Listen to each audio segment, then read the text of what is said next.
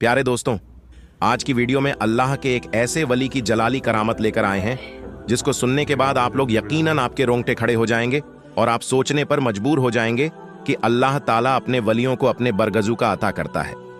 दोस्तों, जब वह ताकत करामत के रूप में जाहिर होती है तो आम इंसान सिर्फ और सिर्फ दंग रह जाते हैं। तो दोस्तों, अगर आप भी अल्लाह के वलियों के चाहने वाले हैं, अगर आप भी अल्लाह के वलियों से मोहब्बत करने वाले हैं तो दिल थाम कर बैठे रहे। दोस्तों, यह सनसनीखेज वाकया और करामत मखदूम अलाउद्दीन अली अहमद साबिर कलरी रहमतुल्लाही अल की आपको सुनाएंगे। दोस्तों, वीडियो शुरू करने से पहले आपसे गुजारिश है कि अभी तक आलम वॉइस चैनल को सब्सक्राइब नहीं किया है तो मोहब्बत से चैनल को सब्सक्राइब कर ले। दोस्तों, हजरत साबिर कलरी और सांप का सनसनीखेज वाकया इस वीडियो में आपके सामने रखने वाले हैं कि कैसे हजरत सैयद मखदूम अलाउद्दीन अली अहमद साबिर कलरी रहमतुल्लाही अल ने अपने बचपन के आलम में ही सांप के राजा, सांप के महाराजा को दो टुकड़े कर दिया। दोस्तों, सनसनीखेज वाकया आपके सामने रखें उससे पहले आपको बता दें कि साबिर पाक के जलाल को दुनिया जानती है, जमाना जानता है। अल्लाह का वह जलाली वली जिनकी बारगाह से, जिनके गुंबद के ऊपर से अगर परिंदा भी सीधे तौर पर अगर गुजर जाए तो उस परिंदे को भी आग लग जाती थी। आपने बचपन से सुना होगा दोस्तों के साबिर पाक इस कदर जलाली थे कि उनके गुंबद शरीफ के ऊपर से अगर कोई परिंदा परवाज करता तो उस परिंदे पर आग लग जाती थी, फिर फड़फड़ा कर वह परिंदा जमीन पर जमींदोज हो जाता।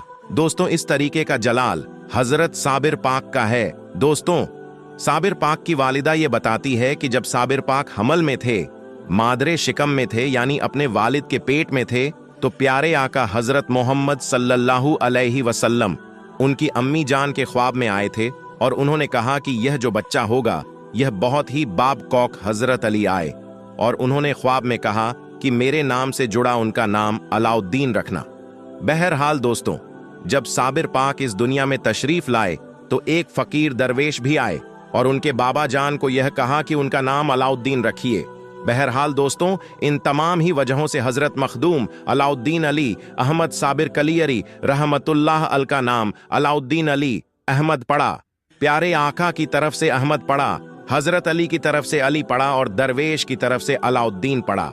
अभी तो उनका लक़ब है जो उनके मामा जान ने 12 साल थी, वह अलग सा वाकया जिस पर उनको साबिर का लक़ब मिला। दोस्तों, अब हम आज की इस वाकये की तरफ बढ़ती है। हजरत सैयद मखदूम अलाउद्दीन अली अहमद साबिर कलरी रहमतुल्लाह अल अभी सिर्फ 9 साल उनकी उम्र थी कि अपने बाबा जान के साथ सोए हुए थे कि अचानक रात होती है। रात के बाद जब सुबह उनके बाबा जान और उनकी अम्मी जान की आंख खुलती है तो यह देखते हैं कि सामने एक बहुत बड़ा जहरीला सांप मरा पड़ा है। सांप के 2 टुकड़े हुए पड़े हैं उनके बाबा जान। उनकी अम्मी जान से यह पूछते हैं कि यह सांप कहां से आया और उसको किसने मारा है। उनकी अम्मी कहती हैं कि मैंने तो नहीं मारा और कहां से आया, इस चीज की भी मुझे खबर नहीं। दोस्तों, साबिर पाक अभी 3 साल के ही थे। वह पुकार उठते हैं, इस सांप को मैंने मारा, और यह कोई आम सांप नहीं है बल्कि यह सांपों का सरदार है, सांपों का बादशाह है, और उसको मैंने मारने से पहले तमाम सांपों से यह हलफ लिया है कि उनको यह कसम खिलाया है कि वह कभी भी मेरे खानदान के किसी भी फर्द को वह नुकसान नहीं पहुंचाएंगे। दोस्तों, ये सुनना था कि उनके वालिदा के भी होश उड़ गए। उनके वालिद अन भी हैरत में आ गए कि अभी साबिर पाक की उम्र महज 3 साल की है और 3 साल में उन्होंने इतने बड़े जहरीले मोजी जानवर सांप को 2 टुकड़े कर दिया है। फिर उन्होंने यह बशारत भी दी, यानी यह भी कहा कि उन्होंने सभी सांपों से यह वादा लिया है, हलफ लिया है कि आने वाले वक्त में कभी भी कोई भी सांप उनके खानदान के किसी भी फर्द को काटेगा नहीं। दोस्तों, हुजूर अशरफ मखदूम रहमतुल्लाही अल का यह वाकया, बचपन का वाकया, काफी मशहूर है। दोस्तों, उसके बाद साबिर पाक की जिंदगी का हर एक लम्हा अपने आप में एक करामत है और उनके चाहने वाले जानते हैं साबिर पाक के जलाल को, साबिर पाक के जमाल को, साबिर पाक के सब्र को। दोस्तों, साबिर कलरी जिनके मामा जान बाबा फरीदगंज शकर रहमतुल्लाही अल, जिनके तरफ से मखदूम अलाउद्दीन अली अहमद साबिर पाक का नाम साबिर पड़ा। दोस्तों, वह एक अलग वाकया है, वह भी एक सनसनीखेज वाकया है कि कैसे साबिर कलरी रहमतुल्लाही अल 12 सालों तक बगैर खाए पिए गल के फल खा खा कर रहे और 12 सालों के बाद जो कुछ हुआ जब उनकी वालिदा आती है उसके बाद साबिर कलरी रहमतुल्लाही अल को देखती है। उसके बाद एक ऐसा वाकया, एक ऐसी जाहिर होती है दोस्तों उनकी शादी के ताल्लुक से, जिसे सुनने के बाद आपको पता चलेगा कि साबिर पाक कैसे थे। बहरहाल दोस्तों, यह बचपन का वाकया काफी मशहूर वाकया है। दोस्तों, यह वीडियो आपको कैसी लगी ये जरूर बताएगा, और अगर आप साबिर रहमतुल्लाही अल से मोहब्बत करने वाले हैं तो साबिर पाक के नाम से एक कमेंट जरूर लिखें और वीडियो को ज्यादा से ज्यादा आगे शेयर कर दें, ताकि आने वाले वक्त में सबको साबिर रहमतुल्लाही अल के इस बचपन की करामत के बारे में जानकारी हो सके कि अल्लाह के वली जब बचपन के आलम में भी होते हैं फिर भी उनकी क्या ताकत होती है, और वह अब बचपन में किसी भी शेर से कम नहीं होते, बल्कि शेर किया हजारों शेर से ज्यादा उनके ऊपर ताकत होती है। रब का फजल होता है, कर्म होता है। प्यारे दोस्तों, एक वाकया है जो इस वक्त बहुत तेजी से वायरल हो रहा है, वह हजरत साबिर कलियरी रहमतुल्लाह अलैह का है। हजरत साबिर पाक का एक मामूल था कि जब वह असर की नमाज अदा करते तो नमाज के बाद अपने मुसल्ले पर बैठ जाते और अल्लाहू अल्लाहू का जिक्र करते रहते। यह उनकी जिंदगी का एक मामूल था। बहरहाल एक दिन ऐसा हुआ कि जब नमाज के बाद वह अल्लाह का जिक्र कर रहे थे, तभी मस्जिद के बाहर से तेज आवाज में बाजा बजने की आवाज आने लगी। जब आवाज इतनी तेज हो गई कि इबादत में खलल पड़ने लगा, तो उन्होंने अपने खास मुरीद हजरत शमसुद्दीन को बुलाया और कहा, बेटा शमसुद्दीन, बाहर जाकर देखो आखिर यह आवाज किस चीज की है। यह अल्लाह का घर है, इबादत की जगह है, जहां बाजा बजाने का क्या मतलब है। अगर बाजा बजाना है तो दूर जाकर बजाओ। हजरत साबिर पाक का यह हुक्म पाकर हजरत शमसुद्दीन बाहर जाते हैं और उन बाजा बजाने वाले लोगों से कहते हैं कि बाबा कह रहे हैं कि मस्जिद से दूर चले जाओ और वहां जाकर बाजा बजाओ, क्योंकि इससे इबादत में खलल पड़ रहा है। लेकिन उन लोगों ने शमसुद्दीन से कहा, जाओ और बाबा से कह दो कि बाबा अपना काम करें और हमें भी हमारा काम करने दें। शमसुद्दीन ने उन्हें बहुत समझाया, लेकिन उन्होंने बात नहीं मानी। शमसुद्दीन वापस लौट आए और फिर वापस आकर मस्जिद में देखा कि आवाज और भी तेज हो गई है। इस पर हजरत साबिर पाक को गुस्सा आ गया और उसी गुस्से में उन्होंने शमसुद्दीन से कहा, क्या तुमने उन लोगों को नहीं बताया कि बाजा बंद करें? शमसुद्दीन ने जवाब दिया, बाबा मैंने कहा था, लेकिन उन्होंने कहा कि बाबा से कह दो कि अपना काम करें और हमें हमारा काम करने दें। इतना सुनना था कि हजरत साबिर कलियरी रहमतुल्लाह अलैह को गुस्सा आ गया और उसी गुस्से के आलम में उन्होंने हजरत शमसुद्दीन से कहा, बेटा शमसुद्दीन, सामने मेरा जो पानी पीने का प्याला रखा है जो सीधा है, तुम जाकर उसे उलट दो। जैसे ही साबिर पाक ने यह कहा, हजरत शमसुद्दीन ने आगे बढ़कर उस प्याले को पलट दिया और फिर सब लोग अल्लाह का नाम लेने लगे और अल्लाहू अल्लाहू का वृद्ध करने लगे। दोस्तों, थोड़ी ही देर बाद बाहर से चीख पुकार की आवाजें आने लगी। हजरत शमसुद्दीन दौड़ते हुए बाहर गए और देखा कि दो पहाड़ दोनों ओर से चलकर आ रहे हैं और लोगों में चीख पुकार मची हुई है। ऐसा लग रहा था कि यह पहाड़ उन सब को रद देंगे और सब उन्हीं पहाड़ों के नीचे दब जाएंगे। बेहरहाल इस मंजर को देखकर हजरत शमसुद्दीन ने हजरत साबिर पाक के पास जाकर कहा, इन लोगों को माफ कर दीजिए, ना जाने कहां से यह दो बड़े बड़े पहाड़ आ रहे हैं, और अगर आप इन्हें माफ नहीं करेंगे तो यह लोग मर जाएंगे। उधर जो बाहर नाच गाना कर रहे थे, उन्हें भी समझ में आ गया कि उन्होंने बाबा की नाफरमानी की है और इसी वजह से यह दोनों पहाड़ आ रहे हैं। वह जल्दी से नहा धोकर मस्जिद के बाहर आकर बाबा से माफी मांगने लगे। साबिर पाक को उन पर रहम आ गया और उन्होंने अपने खास मुरीद हजरत शमसुद्दीन से कहा, बेटा शमसुद्दीन, अब जब वह माफी मांग रहे हैं तो जाओ और उस प्याले को फिर से सीधा कर दो। उसके बाद दोस्तों, जैसे ही शमसुद्दीन ने प्याले को सीधा किया, अल्लाह का कर्म हुआ और वह दोनों पहाड़ फौरन ही गायब हो गए। इस करामत को देखकर सभी लोग हजरत साबिर पाक के हाथों पर बेद करते हैं, कलमा पढ़ते हैं और मुसलमान हो जाते हैं। हजरत साबिर पाक के मुरीद शमसुद्दीन यह सोचते हैं कि बाबा से वह प्याला मांग लूंगा, क्योंकि उसमें बहुत तासीर है, लेकिन वह इंतजार करते हैं कि किसी दिन हजरत साबिर कलियरी का मूड अच्छा हो, तब मांगेंगे। एक दिन जब साबिर पाक मुस्कुरा रहे थे तो हजरत शमसुद्दीन उनके पास गए और पूछा, बाबा क्या हाल है? तबीयत ठीक है?। इस मौके का फायदा उठाकर उन्होंने साबिर पाक से कहा, बाबा आपका जो प्याला है वह मुझे दे दीजिए, उसमें बहुत तासीर है। अगर मुझे किसी से परेशानी होगी तो मैं भी उस प्याले को पलट दूंगा। इतना सुनते ही साबिर पाक को गुस्सा आ गया और उन्होंने कहा, बेटा शमसुद्दीन, क्या तुम्हें लगता है कि वह तासीर प्याले में है? नहीं, मैंने 40 सालों तक अल्लाह और उसके रसूल का जिक्र किया है। अगर तुम मेरा सीना चाक करोगे तो उसमें सिर्फ अल्लाह और उसके रसूल का जिक्र ही मिलेगा। वह तासीर मेरे प्याले में नहीं बल्कि मेरे कौल में है।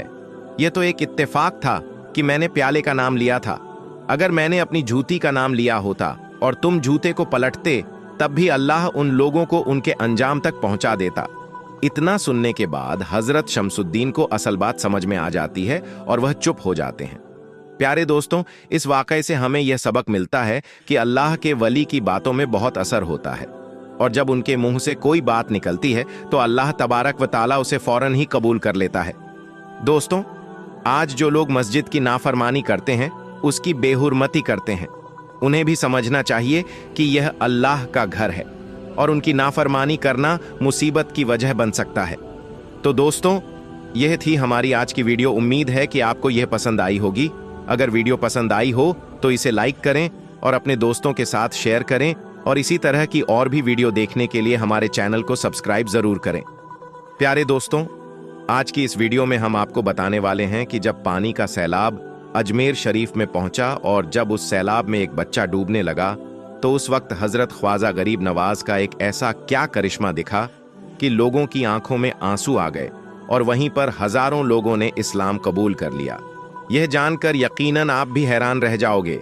इसीलिए आज का यह वीडियो बहुत ही ज्यादा खास है। आप इसको आखिर तक जरूर देखें और सबसे पहले, अगर आपको हजरत ख्वाजा गरीब नवाज से सच्ची मोहब्बत है तो आप इस वीडियो को दिल से एक लाइक जरूर कर दें और इसे शेयर भी कर दें ताकि यह वीडियो और भी लोगों के पास में पहुंच जाए। तो चलिए दोस्तों, शुरू करते हैं। दोस्तों, सबसे पहले तो हम आपको बता दें कि हजरत ख्वाजा गरीब नवाज को काबा शरीफ की हाजिरी के मौके पर अल्लाह के प्यारे नबी हजरत मोहम्मद सल्लल्लाहु अलैहि सल्लम की तरफ से यह बशारत मिली थी। आप सल्लल्लाहु अलैहि सल्लम ने फरमाया था, ए मोइनुद्दीन, तू हमारे दीन का मोइन है। मैं तुझे हिंदुस्तान की विलायत अता करता हूं। जा अजमेर शरीफ जा, वहां पर तेरी वजह से बेधनी दूर होगी। अल्लाह के प्यारे नबी का हुक्म पाकर फिर हजरत ख्वाजा गरीब नवाज अजमेर शरीफ की ओर रवाना हो गए और इस तरह से फिर आप अजमेर शरीफ में तशरीफ ले आए। दोस्तों, यह उस वक्त की बात है जब अजमेर शरीफ में पृथ्वीराज चौहान का राज था। उस वक्त अजमेर में एक बहुत बड़ा और आलीशान मंदिर हुआ करता था। वह मंदिर सिर्फ राजा महाराज, राजाओं और रानियों की पूजा पाठ के लिए ही खास बनाया हुआ था। उस मंदिर के पास में एक तालाब था जिसका नाम अना सागर था। हिंदू लोग उसके पानी को बहुत ही ज्यादा शुभ और पवित्र मानते थे। उनका यह मानना था कि जो भी कोई इस तालाब के पानी में एक बार नहा लेता है तो उसके पिछले सारे पाप यानी कि सारे गुनाह मिट जाते हैं। अना सागर के पास में जो मंदिर था वह इतना ज्यादा बड़ा था कि उसमें हर रोज लाखों चिराग एक साथ जलाए जाते थे। उस मंदिर में हजारों नौकर थे जिनका काम मंदिर में आने वाले लोगों की रहनुमाई करना था, यानी कि वह लोगों को बताया करते थे कि कौन सा देवता बेटा अता करता है और कौन से देवता को पूजने से धन दौलत प्राप्त होती है और कौन सा देवता सेहत और तंदुरुस्ती अता करता है। इसी दौरान एक दिन हजरत ख्वाजा गरीब नवाज रहमतुल्लाह अल अजमेर शरीफ में तशरीफ ले आए और यहाँ पर आकर अना सागर से कुछ फासले पर एक चटाई बिछाकर अपने कुछ मुरीद के साथ में बैठ गए। थोड़ी देर बाद ही असर का वक्त हो गया, इसलिए हजरत ख्वाजा गरीब नवाज ने अपने एक मुरीद हजरत कुतुबुद्दीन से अजान देने को कहा। कुफ्र शिर्क से भरे अजमेर में अल्लाह के एक होने का यह पहला ऐलान था। इससे पहले यहाँ पर रहने वाले लोग इस्लाम से पूरे तौर पर लाइलम थे, इसलिए वह सब अजान की आवाज को सुनकर हैरान रह गए और अपने अपने घरों से निकलकर वह सब उन मुसाफिरों को देखने लगे और इस तरह से अना सागर के करीब बहुत सारे लोगों की भीड़ जमा हो गए। इसके बाद उन मुसाफिरों ने अना सागर के पानी से वजू किया और वहीं पर नमाज पढ़ना शुरू कर दी। यह देखकर वह सब लोग हैरान रह गए और सोचने लगे कि सब भगवान तो मंदिर के अंदर है फिर यह लोग यहाँ पर खुले मैदान में खड़े होकर कौन से भगवान के सामने झुक रहे हैं। खैर, फिर वह गायत्त लेकर राजा के पास में पहुंचे और जाकर कहने लगे, राजा साहब, जिस फकीर का काफिला यहाँ पर आया है वह सब मुसलमान है। वह 5 वक्त अजान देते हैं और फिर हमारे पवित्र तालाब में हाथ मुंह धोकर उसे गंदा करते हैं। यह सुनकर फिर राजा ने ख्वाजा गरीब नवाज को पैगाम भिजवाया कि तुम लोग गोश्त खाते हो और हमारे पवित्र तालाब अना सागर को हाथ मुंह धोकर गंदा करते हो। इस बात को हम बर्दाश्त नहीं करेंगे, इसलिए अब तुम लिए यही बेहतर होगा कि तुम लोग यहाँ से वापस चले जाओ। राजा की बात सुनकर हजरत ख्वाजा गरीब नवाज ने अपने मुरीद को हुक्म दिया कि वह जाए और जाकर अना सागर से एक कांसा भर लाए। इसके बाद आपका वह मुरीद अना सागर तालाब पर गया और वह कांसा भरने लगा। अब यहाँ पर आप ख्वाजा गरीब नवाज की करामत देखिए। जैसे ही आपके मुरीद ने वह पानी का कांसा भरा तो अना सागर का सारा पानी खुश्क हो गया और अना सागर की तह में मिट्टी उड़ने लगी। यह देखकर फिर पूरे अजमेर शरीफ में कोहराम मच गया। लोग कहने लगे कि इस पवित्र तालाब में नहाकर अपने पाप धोते थे, अब हम अपने पाप को कैसे धोएंगे। इसके बाद औरतें, बच्चे, बूढ़े सब के सब ख्वाजा गरीब नवाज की बारगाह में पहुंचे और गिड़गिड़ा लगे और कहने लगे, बाबा, हमें इस परेशानी से निजात दिलाएं। अगर हमसे कोई गलती हो गई हो तो आप हमें माफ कर दें। अब से आप तालाब में वजू भी कर लिया करें, लेकिन भगवान के वास्ते आप हमारे अना सागर को हमें वापस लौटा दें। यह सुनकर फिर हजरत ख्वाजा ने अपने मुरीद को हुक्म दिया कि वह जाए और जाकर वह पानी का कांसा तालाब में वापस डालाए। इसके बाद जैसे ही वह पानी का कांसा तालाब में डाला गया तो अन्ना सागर का पानी उछाल मार मारकर वापस तालाब में आ गया और तालाब वापस पानी से भर गया। उस पानी ने कई दिलों को धो डाला। हिंदू की अपनी तारीखी किताबों में भी हिंदू इतिहासकार इस बात को मानते हैं कि उस शाम 30,000 हिंदू कलमा पढ़कर मुसलमान हुए थे। उन हिंदुओं के मुसलमान हो जाने से हिंदू पंडितों और आम हिंदुओं में भी गमो गुस्सा का तूफान उठ खड़ा हुआ था और वह सोच में पड़ गए थे कि फकीर अगर कुछ दिन और इधर रुक गया तो देवी देवताओं का तो नाम लेने वाला भी कोई नहीं होगा। लिहाजा लोगों ने राजा को मजबूर किया कि जल्द से जल्द कुछ किया जाए। राजा ने मंदिर के बड़े पंडित रामदेव को बुलाया और उसे बाबा साहब रहमतुल्लाह अल से मुकाबला करके जल्द से जल्द उन्हें हराने को कहा और अजमेर से बाहर निकाल देने का हुक्म दिया। रामदेव अपने वक्त का माना हुआ पंडित था, जिसके इल्मी काबिलियत की दूर दूर तक धूम मची हुई थी। उसने राजा को यकीन दिलाया कि जल्द ही राजा को कोई अच्छी खबर सुनाएगा। रामदेव बाबा साहब रहमतुल्लाही अल के पास आया और उल्टे सीधे सवालात करने शुरू कर दिए। बाबा साहब रहमतुल्लाही अल चुप रहे। जब रामदेव ने हद से बढ़कर शोर मचाना शुरू किया तो बाबा साहब रहमतुल्लाह ने उसकी तरफ आंख उठाई और मुस्कुराकर फरमाया, रामदेव, तू शोर मचा रहा है और मैं तेरे माथे पर ईमान का नूर चमकता देख रहा हूं। इस निगाह और इस लहजे में न जाने क्या जादू था कि रामदेव कदमों में गिर गया और रोते हुए बोला, बाबा, जिस धर्म के तुम हो उसी धर्म में मुझे भी शामिल कर लो। सब लोग जो यह सब देख रहे थे देखते ही रह गए, हैरान थे, परेशान थे कि यह क्या हुआ। जो खरीदने आया था वह खुद बिक चुका है, जो जीतने आया था वह हार चुका है। पंडित रामदेव खुद ख्वाजा गरीब नवाज रहमतुल्लाह के हाथों पर मुसलमान हो चुका था। सुभान अल्लाह दोस्तों, ये अल्लाह वालों की शान होती है। जब वह अल्लाह के हो जाते हैं तो सारी दुनिया उनकी हो जाती है।